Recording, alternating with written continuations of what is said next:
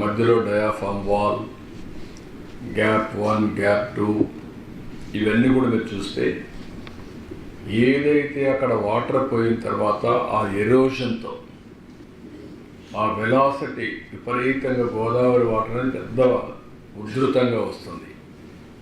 ఎప్పుడైతే అక్కడ వచ్చిందో ఆ వాటర్ అంతా కూడా ఇచ్చేసి మొత్తం తిప్పేసే పరిస్థితికి వచ్చింది. నీళ్ళన్నీ లోపలికి రావడం, ఈ రెండు మధ్య లోయర్ అప్పర్ కాఫర్ డ్యాముల మధ్య పెద్ద ఎత్తున మనం సుడిగుండాలు వచ్చినట్టు వచ్చి కింది వరకు 2020లో మొత్తం ఎరోషన్ గురయ్యే పరిస్థితి వచ్చింది. టోటల్గా దెబ్బతినే పరిస్థితికి వచ్చింది. 200 మీటర్లు గ్యాప్ 3లో గ్యాప్ 1లో ఎరోషన్ గురయ్యే పరిస్థితి వచ్చింది. కింద నుండే సాయిల్ డిస్టర్బెన్స్ కావడమే కాకుండా ఇప్పుడు మీరు అక్కడ చూశారు, అక్కడ శాండ్ తీసుకొచ్చి మళ్ళా వైబ్రో కాంపాక్షన్ చేస్తున్నాం. ఎందుకంటే మొత్తం సాయిల్ అంతా లూజ్ సాయిల్ అయిపోయింది. అది ఇప్పుడున్నా కానీ ఒక భూకంపాలు అలాంటివి వస్తే ప్రాజెక్టు కూడా షేక్ అయ్యే పరిస్థితి వస్తుంది. కాబట్టి ఆ స్టాండర్డ్స్ ప్రకారం మళ్ళా చేయాల్సిన అవసరం మొత్తం చేసే పరిస్థితి వచ్చారు. ఒక దుర్మార్గమైన కార్యక్రమం వచ్చినప్పుడు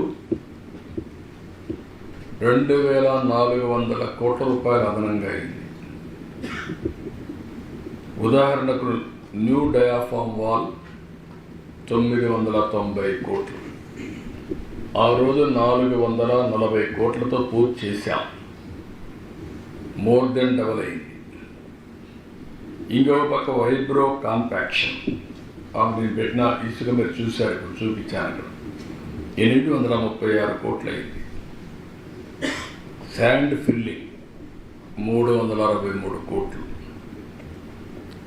అదే మరి డీ వాటరింగ్, ఆ వాటర్ వస్తూ ఉంటే ఆ వాటర్ అంతా ఇది చేయాలి కాబట్టి ఒక 50-60 పంపులు పెట్టి వాటర్ డీ వాటరింగ్ చేస్తున్నారు. 211 కోట్లు అయింది. మొత్తం కలిస్తే 2400 కోట్ల రూపాయలు ఖర్చు అయింది, అదనంగా అవుతుంది. ఇది కాకుండా అప్పటికి ఇప్పుడు కాస్ట్ ఎక్స్ప్లరేషన్, ఏదైతే సిమెంట్ ధరలు పెరిగాయి, మిగిలిన రేట్లు పెరిగాయి, లేబర్ పెరుగుతుంది, ఇన్ఫ్లేషన్ ఉంది, అవన్నీ వస్తే అది కూడా పెరిగే పరిస్థితికి వచ్చింది. ఇంకొక పక్క గవర్నమెంట్ ఆఫ్ ఇండియా ఇచ్చినటువంటి 8242 కోట్లు ఇస్తే 2334 కోట్ల రూపాయలు డైవర్ట్ చేశారు. డైవర్ట్ చేసి ఒక 2000 కోట్ల రూపాయలు పెండింగ్ బిల్స్ పెట్టారు. దీంతో పనిచేయడం కూడా ఆపేశారు. ఎటు పనిచేయడానికి కూడా వీలు కాదు.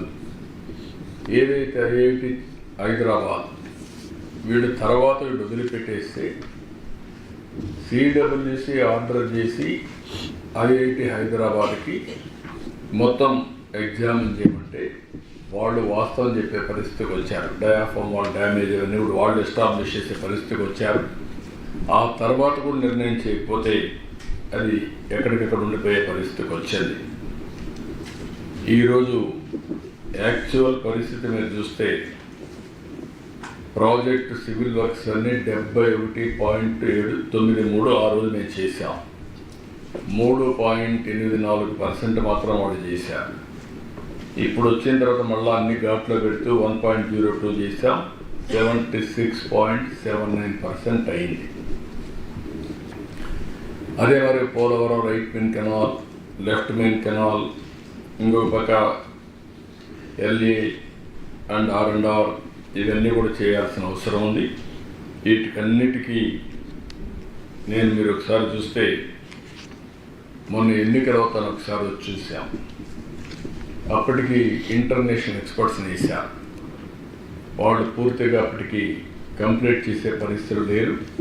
ఆ తర్వాత రిపోర్ట్ ఇచ్చారు. ఆ రిపోర్ట్ వచ్చిన తర్వాత నేను కేంద్ర మంత్రి దగ్గరికి వెళ్ళాం, ప్రధానమంత్రి గారికి చెప్పాం, ఇంకో పక్క ఫైనాన్స్ మినిస్టర్ రిక్వెస్ట్ చేశాం. 12,157 కోట్లు ఏదైతే ఫేజ్ 1 వీళ్ళు ఎప్పుడు ఈ ప్రాజెక్ట్ ఫేజ్ 1 లేదు, ఫేజ్ 1 కూడా క్రియేట్ చేశారు. 41.25 క్రియేట్ చేశారు. అది అడ్వాన్స్ స్టేజ్లో ఉంటే మళ్ళా నేను మొత్తంగా శాంక్షన్ చేయమంటే లేట్ అయిపోతుంది కాబట్టి ముందు కంప్లీట్ చేద్దాం ఉద్దేశంతో దాని కంప్లీషన్ ఒప్పుకున్నాం. ముందు అది కంప్లీట్ కావాల్సిన అవసరం ఉంది. దీనికి 12,157 కోట్లు శాంక్షన్ చేశారు. 2,315 కోట్లు డబ్బులు కూడా రిలీజ్ చేశారు. అదే మరిగా దీని మీద ఆ డబ్బులంతా కూడా మనం వర్క్లు కూడా స్పీడప్ చేసాం, బకాయిలన్నీ క్లియర్ చేసాం. ఇంకొక పక్కన లెఫ్ట్ మెయిన్ కెనాల్ పనులు అనకాపల్లి వరకు పూర్తి చేయడానికి టెండర్లు కూడా పిలిచాం. ప్రాజెక్ట్ని పూర్తిగా కంప్లీట్ చేయడానికి ఒక యాక్షన్ ప్లాన్ కూడా తయారు చేశాం. అందుకే ఈరోజు నేను వచ్చింది క్లియర్ కట్గా ఏ పని ఎప్పుడు లోపల అవుతుందో టెక్నికల్ డీటెయిల్స్ కూడా దృష్టిలో పెట్టుకొని ఫ్రీక్వెన్సీ కూడా ఏది ముందు చేయాలి, ఏది వెనకాల చేయాలి, ఏది ప్యారల్గా చేయగలుగుతాం అవన్నీ కూడా దృష్టిలో పెట్టుకొని, ఎందుకంటే ఇది చాలా ఇంపార్టెంట్ ప్రాజెక్ట్స్ అవన్నీ కూడా దృష్టిలో పెట్టుకొని ఇటీవల PPA ఎక్స్పర్ట్స్ CWC వీళ్ళందరూ కూడా ఒక 3 రోజులు వర్క్షాప్ పెట్టారు. ప్యానల్ ఆఫ్ ఎక్స్పర్ట్స్ 2 times ఇక్కడికి వచ్చారు. డీ వాటరింగ్ కానీ, అప్రోచ్ రోడ్ నిర్మాణం కానీ, వర్కింగ్ ప్లాట్ఫామ్స్ అన్ని పనులని మొదలుపెట్టాం.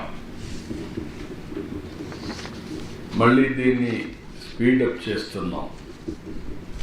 ఈ స్పీడప్ చేసే కార్యక్రమంలో మీరు చూస్తే కొత్తగా డయాఫామ్ వాల్, ECRF డ్యామ్ 2 కూడా ప్యారల్గా చేయొచ్చని కూడా ఇండికేషన్ ఇస్తున్నారు. దాన్ని కూడా ఫాలోఅప్ చేస్తున్నాం. ఇంకో పక్క దెబ్బతిన్న డయాఫామ్ వాల్ స్థానంలో కొత్త డయాఫామ్ వాల్ ఇప్పుడే మీరు చూశారు, అది కూడా వర్క్ స్టార్ట్ చేస్తున్నాం. కొత్త డయాఫామ్ వాల్ ఎక్విప్మెంట్ అంతా కూడా వస్తుంది, మెషిన్స్ అవన్నీ. ఇది జనవరి 2వ తారీఖున ప్రారంభం అవుతుంది, వర్క్ స్టార్ట్ అవుతుంది. 2026 మార్చి నాటికి డయాఫామ్ వాల్ అన్నారు, కానీ నేను చాలా స్పష్టంగా చెప్పింది డిసెంబర్కే పూర్తి చేయమంటున్నాం. 2025 డిసెంబర్కే డయాఫామ్ వాల్ పూర్తి కావాలని. ECRF గ్యాప్ 1 డిసెంబర్ 10న పనులు మొదలవుతాయి. 26 ఫిబ్రవరిలో పూర్తి చేస్తామన్నారు. అవసరమైతే ప్రీపోన్ చేయమంటున్నాం. ECR గ్యాప్ 2 పనులు మొదలైనాయి. 27 డిసెంబర్ అంటున్నారు, కుదరదు, ఇంకా ముందే చేయాలన్నా.